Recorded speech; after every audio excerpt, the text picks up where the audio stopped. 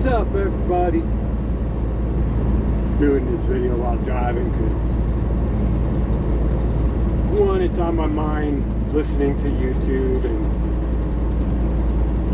just heard something by Jim Cramer about green hydrogen,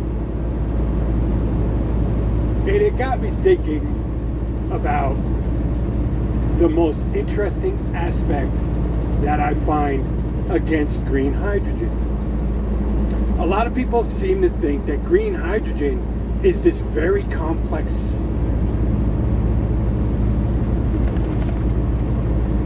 thing to create. And it's really not.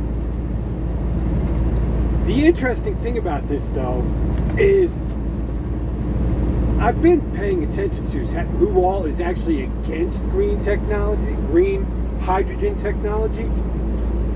And it takes me back to when I was younger, and it reminds me of how oil companies beat on EVs, which they still continue to beat on EVs, but they also beat on hydrogen.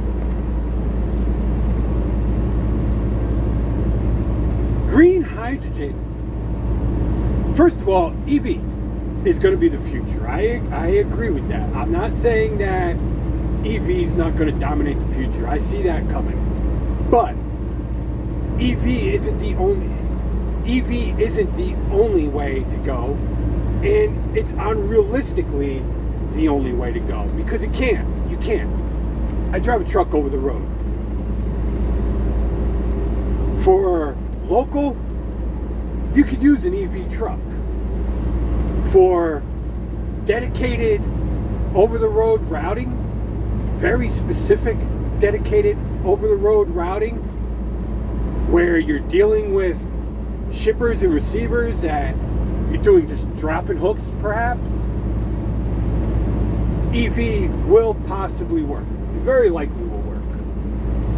The problem is, EV will not work with live load and live unloading, because we deal with too many incompetent shippers and receivers that can't run their business as competently and as timely and as functionally as your average truck driver operates their truck.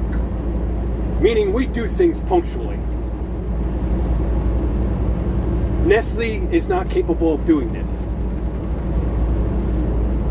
Coca-Cola is not capable of doing this. Pepsi is not capable of doing this. If they were, you'd be in and out of a shipper or a receiver within 2 hours. Now, I'll give the Pepsi receivers credit. Most of the time when I go to a Pepsi distributing company, I actually am in and out of there. The small distributors. I'll give them credit. They're really good. They're competent. But they, despite being under the corporate umbrella, they're not run at the same level as the corporate. Like, when you go to these big Pepsi warehouses. I'll go to a Pepsi warehouse and I'll sit there 6-7 hours. I'll go to a Nestle warehouse, I'll sit there 6-7 hours. If you're sitting there, especially in the winter, or you're sitting there in the summer heat, you need to use your climate control in your vehicle, because, being exposed to the excessive heat is unhealthy. Being exposed to the extreme cold, unhealthy. So for obvious reasons, you're running your climate control. If you're sitting at these places for 6-7 hours, there's no way your EV is going to be able to get you back to where you need to be. There's other things, but just the shippers and receivers, just that end of it alone, there are too many obstacles to get by. And everybody keeps making this argument, well, you'll be plugged in as a shipper, or at the receiver. No, you're not going to be plugged in at the shipper and receiver. Let me tell you something. I'm a truck driver. I drive a truck for a living. Most of these places won't even let you use a bathroom. Do you really think they're going to let you plug your truck in? They won't even let you use a bathroom. So, no, that whole narrative is, that's a massive false narrative. So, hydrogen is the way to go for these big trucks like I drive, especially doing what I do. And outside of just those there, and outside of all the charging issues, Because as everybody knows, if you pay any attention to the trucking industry, parking is a severe issue in the country.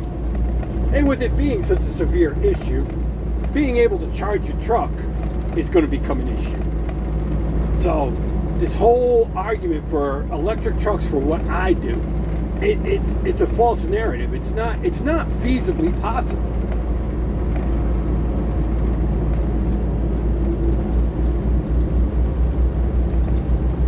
But the hydrogen makes complete sense. It's why I got behind Nikola. I really loved Nikola.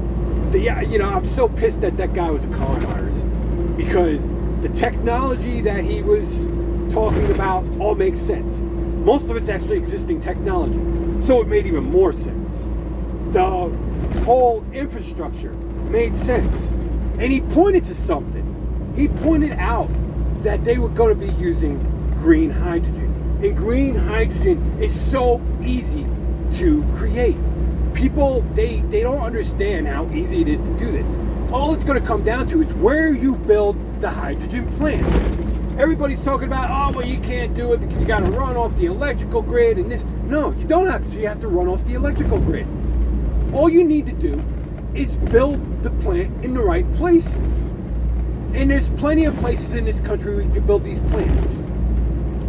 For example, in the Northeast, you're going to build these places in areas where you can use hydrogen. Hydro. The river, like the one I'm running next to now, to power the power plant that will power the hydrogen plant. And all you need is a small power plant. You do not need a big mega gigawatt power plant to power the hydrogen facility. And it's going to do nothing but power the hydrogen facility. Everything. That hydrogen facility could be completely off the power grid, even for its office, because you're just using this little power generation plant running with hydro off the river. Sustainable energy. Green hydrogen. Absolutely no carbon footprint at all. Zero carbon footprint. Some people will argue that there's a carbon footprint with collecting the propane, if you're going to use propane. Okay. But most hydrogen will be made from water. So, near zero carbon footprint. Got news for you.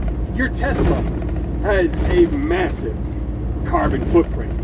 Do you realize how much pollution is put into the air to collect the materials to build the Tesla? So, initially everything has a carbon footprint.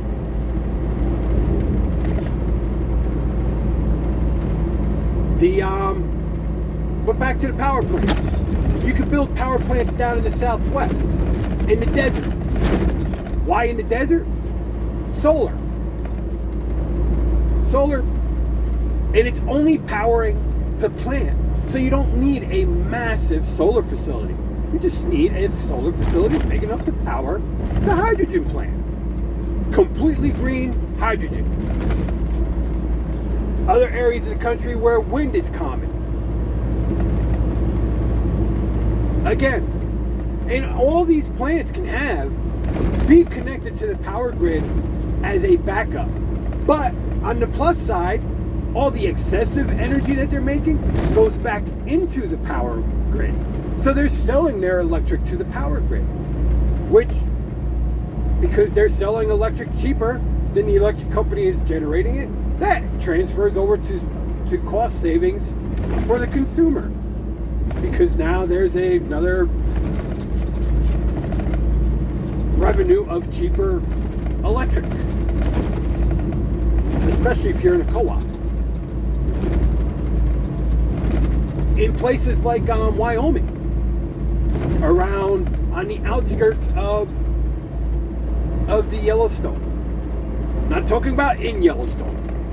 Not talking about in Yellowstone. I'm talking about on the outskirts of Yellowstone. There are plenty of places where you can get the geothermal power to power the plant. So in this country, anywhere you want to go in the country, there are ways to make green hydrogen. there is absolutely zero argument against green hydrogen in the United States. And the biggest opponent against green hydrogen happens to be the EV companies, which I find ironic.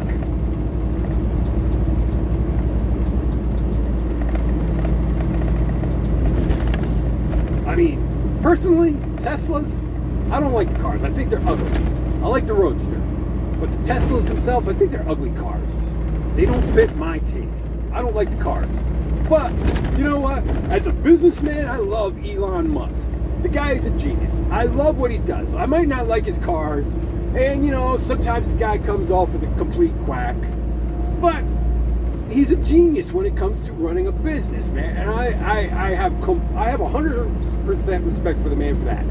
So, you know, I'm not going to bash his car because it's ugly. Even though, you know, I'm just giving my opinion. I personally don't like the car. Personally, I feel the car is ugly. But other than that, I think everything else about the car is great. If they can make the car look better, then, you know, I'd probably be more on board with the Tesla. You know, it's kind of like, you know, my whole stance with Ford, with the Mach-E. If they called it a Mach-E, that would have been awesome. That'd probably be the EV that I'd want. I love the styling. I love the look. Everything about the car I love, except for the fact that they're calling it a Mustang. It is not a Mustang. I refuse to buy the Mach-E because it carries the Mustang nameplate. I'm sorry, I'm a traditionalist when it comes to cars.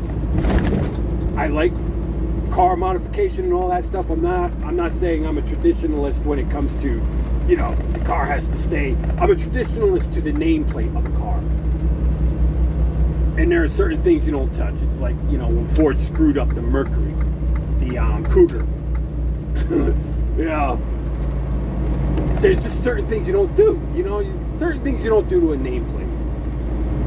And the Mach-E, that's the only reason I will not buy a Mach-E. It has a Mustang name on it. I will never own a Mach-E as long as it's called a Mustang. But, you know, people do stupid things all the time. They make bad moves. Hopefully Ford will fix that. And then I can get behind the Mach-E. Not getting behind the Mach-E with a Mustang name tag on it. Just not doing it. But, you know, all these big EV companies out there saying green hydrogen is impossible. Get back on track here. It reminds me of growing up in the late 70s. You know, I have vague memories of it, but through the 80s I definitely have memories, you know, the late 80s into the 90s. I can remember all the oil companies bashing hydrogen and electric. And it's so funny to watch the EV companies that say their whole thing is about a cleaner future, a greener future, and a cleaner future. I say gleaner. A gleaner future. New word. But, you know, they're all about this clean technology, and then they're going to go out and they're going to bash clean technology. They're going to go out and bash a green, reliable, renewable, zero carbon footprint energy source because it goes against their business model. So, I'd like to reach out to all the EV companies out there that are bashing clean hydrogen and saying it's not possible when it's so easily possible. And welcome you to the world of the entity of corporate America. And so glad to see you jumping on the bandwagon and joining the hypocrisy of all those in big oil. Good job.